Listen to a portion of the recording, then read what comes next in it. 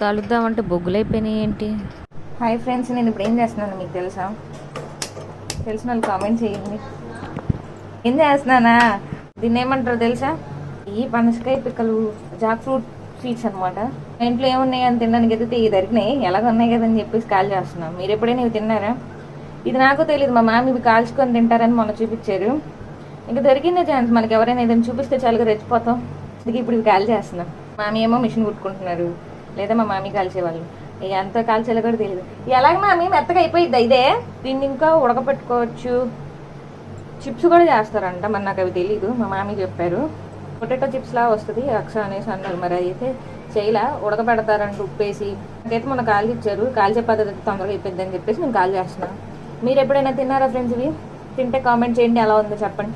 నేను ఈ second time తినడం బాగున్నాయి కాబట్టి మళ్ళీ కాలుస్తున్నాను. ఒకవేళ ఎవరైనా తినకపోతే ట్రై చేసి అండి, బాగుంటుంది. ఎలాగో పనసకాయలు తింటారుగా అలాగే ఉంటుంది ఇది కూడా. అయితే తీగా ఉంటుంది, ఇదేమో తేగలా ఉండిద్ది. వీటితో అంట కూర కూడా చేస్తారంట ఫ్రెండ్స్, మా మమ్మీ అంటున్నారు. పనసకాయ గింజలతో కూర ఏమో కానీ పనసకాయ బిర్యానీ అయితే నాకు తెలుసు. నా ఫంక్షన్ టైంలో అప్పుడు బిర్యానీ పెట్టారు, పనసకాయ బిర్యానీ. మామీ కూడా చేస్తారంట. ఈసారి చెప్పండి, మీరు కామెంట్ చేస్తే ఒక 100 కామెంట్లు వచ్చాయి అనుకోండి పనసకాయ బిర్యానీ అని, అప్పుడు బిర్యానీ రెసిపీ కూడా పెడతాం. మామీకి వచ్చంట. ఇదేదో పిచ్చుకల భలే ఉంది షేప్. ఓకే ఫ్రెండ్స్, ఇది ఇలా కాల్చుకొని తినేటమే. మన ఫ్యామిలీలో ఒకరు అయిపోవాలన్నా వెంటనే సబ్స్క్రైబ్ చేసుకొని ఛానల్లో ఫ్యామిలీ మెంబర్గా జాయిన్ అయిపోండి. బాయ్.